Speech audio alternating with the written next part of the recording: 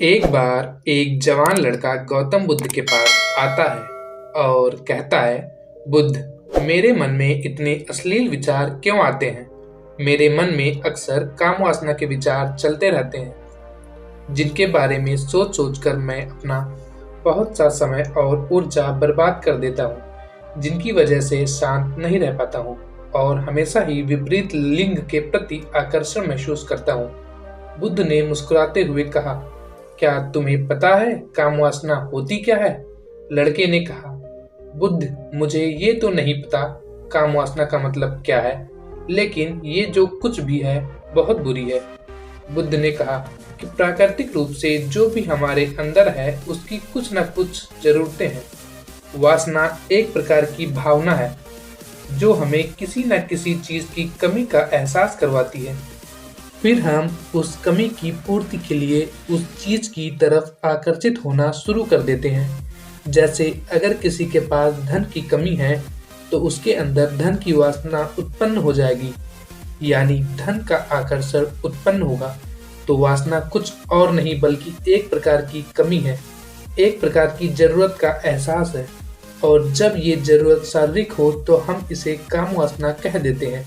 लड़के ने कहा, बुद्ध, ये तो समझ में आ गया कि काम वासना का मतलब क्या है, लेकिन यह हमारे अंदर आती कहाँ से है? ये उत्पन्न कैसे होती है? बुद्ध ने कहा, काम वासना कहीं से आती नहीं, बल्कि यह प्राकृतिक रूप से हमारे अंदर ही मौजूद होती है और इसका होना जरूरी भी है, क्योंकि यही मानव जाति के विस्तार का आधार है।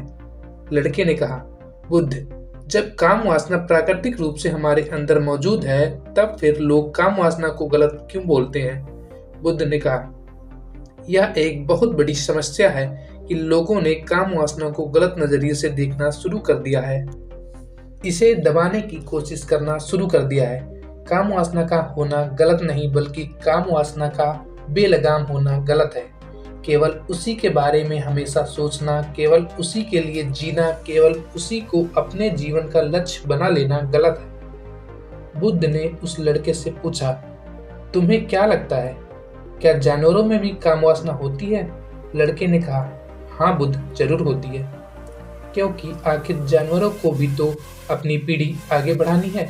बुद्ध ने कहा, फिर हम जानवरों की काम वासना को गलत क्यों नहीं कहते? लड़के ने कहा, पता नहीं बुद्ध, आप ही बताएं, क्योंकि जानवर अपनी काम वासना का उपयोग सिर्फ संतान उत्पन्न करने के लिए करते हैं, उससे खुशी प्राप्त करने के लिए नहीं, और न ही सुख भोगने के इरादे से, क्योंकि जानवरों को प्रकृति ने इतनी सोचने समझने की क्षमता ही नहीं दी कि वह अपनी काम वासना को अपने क्षणिक सुख का आधार बना सके, जबकि हम इंसान अपने सोचने समझने की क्षमता का दुरुपयोग करके प्रकृति में पाई जाने वाली हर एक चीज का अपने सुख और आनंद करने का प्रयास करते हैं। हम इंसानों ने भी अपने काम वासना के साथ यही किया है, इसे अपने आनंद और भोग का आधार बना लिया है।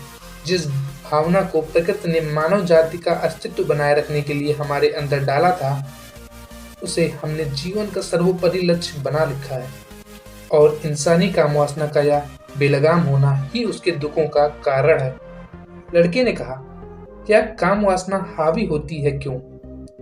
इसके बेलगाम होने का कारण क्या है? बुद्ध ने कहा, काम वासना के बेलगाम होने के मुख्य 4 कारण हैं, जिसमें से पहला कारण है जीवन में किसी बड़े उद्देश्य का ना होना। बुद्ध ने उसे लड़के से पूछा, क्या जब तुम किसी काम में व्यस्त होते हो तब भी तुम्हारे दिमाग में अश्लील विचार आते हैं? लड़के ने कहा, नहीं बुद्ध, जब मैं व्यस्त होता हूँ तो मेरे दिमाग में अश्लील विचार नहीं आते। बुद्ध ने कहा, हमारा दिमाग एक बार में सिर्फ एक ही चीज के बारे में सोच सकता है, इसलिए जब हमारे दिमाग में कोई दूसरे विचार चल रहे होंगे तो अश्लील विचार आ ही नहीं सकते। और अगर हमारे जीवन में कोई बड़ा और स्पष्ट लक्ष्य है और हम उस स्पष्ट लक्ष्य के प्रति पूरी तरह समर्पित हैं, तो हमारे पास कभी इतना समय ही नहीं होगा कि ये फालतू विचार हमारे मन में घर कर सकें। और अगर ऐसे विचार उठते भी हैं तो हमारे मजबूत लक्ष्य के विचार इन्हें आसानी से अलग कर देंगे। लेकिन समाज की असल समस्या यही है कि अधिकतर लोगों के पास उनका लक्ष्य ही नहीं है।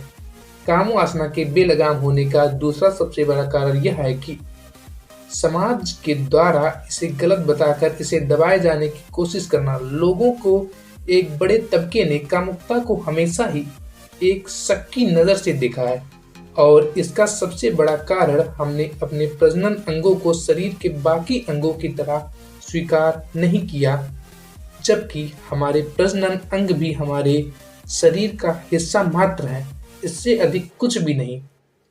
आगे बुद्ध कहते हैं, इंसानों में कामुकता के हावी होने का तीसरा कारण है हमारा अपने विचारों के प्रति जागरूक न होना। हमारे मन में कैसे विचार चल रहे हैं, हम इस पर कभी ध्यान ही नहीं देते। हमारे मन में उठने वाले विचारों के बारे में एक अनोखी बात यह है कि जब हम किसी एक चीज के बारे में विचार करते हैं तो हमारा मन उसी से संबंधित और भी विचार हमारे सामने रखना शुरू कर देता है और फिर ऐसे ही हमारे मन में विचारों की एक श्रृंखला बन जाती है जिस पर हम उलझ कर रह जाते हैं। ठीक ऐसा ही होता है अश्लील विचारों के साथ। हमने एक बार किसी को देखकर अपने मन में एक अश्लील विचार पैदा किया, फिर हमारा मन अपने आप ही इन विचारों की श्रृंखला बना देता है जिनके बारे में सोच सोच कर हम अपनी बहुत सी ऊर्जा और समय बर्बाद कर देते हैं। इसलिए पूरी जागरूकता के साथ अपने अंदर उठने वाले विचारों पर ध्यान देना जरूरी है। बुद्ध ने कहा, अश्लील विचारों के हावी होने का चौथा कारण है बुरी सोच और अश्लील विचारों वाले लोगों की संगति करना। कई बार ऐसा होता है कि कामुकता हमारे अंदर नहीं होती, लेकिन कुछ अश्लील लोगों के साथ रहने की वजह से यह हमारे अंदर हावी हो जाती है। इसलिए बुरे विचार वाले लोगों से दूरी बनाकर रखना ही चाहिए। लड़के ने कहा, बुद्ध, यह तो समझ में आ गया कि कामुकता हावी कैसे होती है, लेकिन इसे हावी होने से रोका कैसे जा सकता है? बुद्ध ने कहा, सबसे पहले तो तुम यह समझो कि काम वासना की ऊर्जा रोका नहीं जा सकता, इसे सिर्फ रूपांतरित किया जा सकता है और इस ऊर्जा को रूपांतरित करने के दो तरीके हैं। पहला है प्रेम, दूसरा है ध्यान। जब हम सच्चे प्रेम में होते हैं तो हमारे अंदर कामुक ऊर्जा हमारी खुशी और हमारे आनंद में परिवर्तित हो जाती है, लेकिन ज्यादातर लोग शारीरिक आकर्षण को ही प्रेम मानते हैं जो कि ऊर्जा का व्यय करता है, रूपांतरण नहीं। काम वासना की ऊर्जा को शरीर के अंदर रूपांतरित करने का सबसे सफल तरीका है ध्यान। ध्यान के माध्यम से आप अपने अंदर स्थित आनंद के उस केंद्र में स्थापित हो जाते हैं जिसके सामने दुनिया का हर भोग विलास फीका लगने लगता है। ऐसा नहीं है कि आप ध्यान में उतरने के बाद वह सब सोचने और करने में सक्षम नहीं रह पाते, बल्कि आप उससे ऊपर उठ चुके होते हैं और फिर यह सब हरकतें आपको छोटी और बचकानी लगने लगती है। लड़के ने कहा, लेकिन बुद्ध, ध्यान की शुरुआत कहाँ से करें? बुद्ध ने कहा, सबसे पहले तुम खुद के साथ अकेले में समय बिताना शुरू कर दो, क्योंकि जो इंसान जिसके साथ सबसे ज्यादा समय बिताता है वह उसको सबसे ज्यादा जानने लगता है और जब तुम खुद को जानना शुरू कर दोगे तो यह सारे भौतिक सुख तुम्हें छोटे लगने लगेंगे और फिर एक दिन ऐसा भी आएगा जो तुम्हारे चाहे बिना तुम्हारे दिमाग में किसी भी तरह के विचार उठना बंद हो जाएंगे।